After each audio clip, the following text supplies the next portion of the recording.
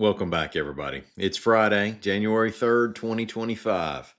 Born on this date in 1924, businessman, founder of the Birmingham Times, and member of numerous halls of fame, Dr. Jesse Lewis of Birmingham. Dr. Lewis turns 100 today, folks. The Birmingham Times is a weekly that serves the black community. Dr. Lewis is publisher emeritus. He's also a World War II veteran. In 1959, gospel and country singer-songwriter Rusty Golden of Bruton. He just passed away last year. He was the son of William Lee Golden of the Oak Ridge Boys.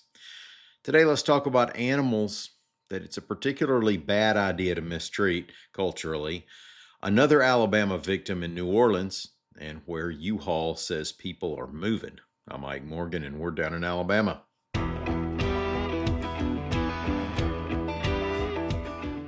Now, of course, it's an obvious responsibility on each of us to know the laws regarding any species of animal that we plan to use, feed, trap, keep, or especially shoot. But even if you're not a zealous law abider, the killing or abuse of certain animals will draw particular societal outrage. There are cultural indicators as to which animals we're talking about. Now, here, if you need help, here's a test.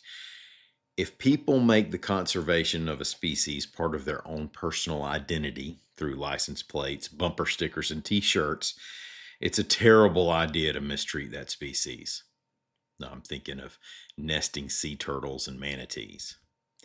If an animal is considered by American culture as a close friend, sometimes closer than humans, and rarely as food, then people will lose their minds with outrage if you mistreat it.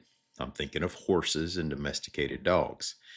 And finally, maybe the top of this list, if a species has its image featured on numerous kinds of currency, patriotic symbolism, government art, stationery, seals and flags, corporate logos, condensed milk branding, biker jackets, and more tattoos than the word mom, then put your gun down, walk away, and schedule a session with a counselor specializing in self-destructive tendencies.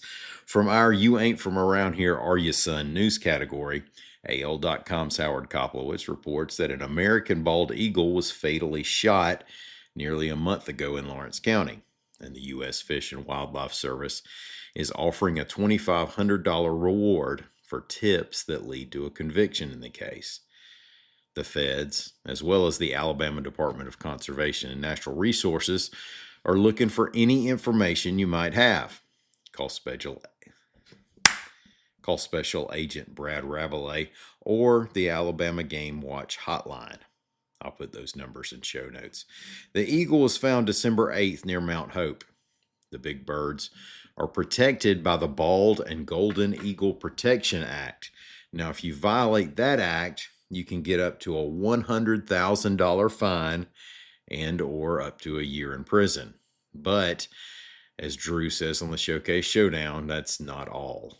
Eagles are also protected by the Migratory Bird Treaty Act, and violating that can get you up to a $15,000 fine and or up to a year in prison.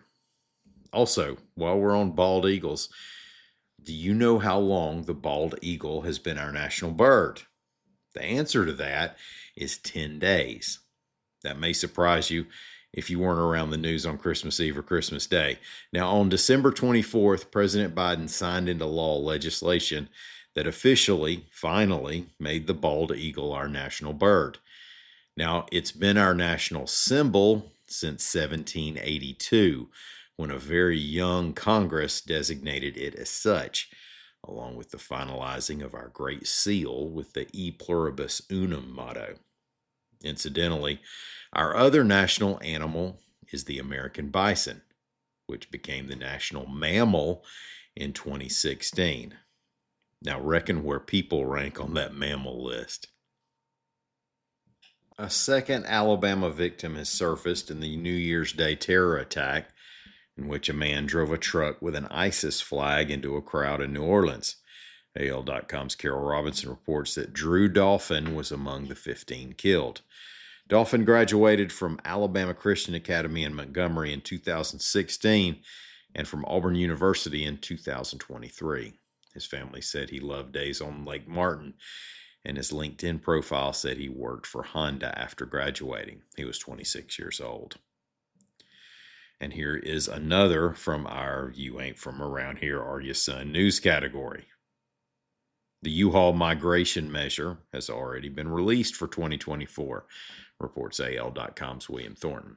Now, we reported on this list last year as well. U-Haul keeps a growth index to track where people are moving in the U.S., according to one-way U-Haul truck, trailer, and U-Box rentals. Alabama has now experienced a net gain for 5 of the past 6 years, including 2024. We placed 16th among the 50 states, 6 spots higher than we did in 23, with arrivals falling 1%, but departures falling 2%. South Carolina topped the rankings, followed by Texas, North Carolina, Florida, and Tennessee in the top 5. The 5 states with the highest net loss of movers were California, Massachusetts, New Jersey, New York, and Pennsylvania. And do you think at least someone from those states might share with us the secrets of how they did things back home? Yeah, every now and then we hear that kind of advice. Well, thank you so much for listening to us, and welcome no matter where you come from. We're going to be back here Monday morning. Until then, as always, we're open 24 hours a day and 7 days a week, so won't you come on by and see us on the internet at al.com.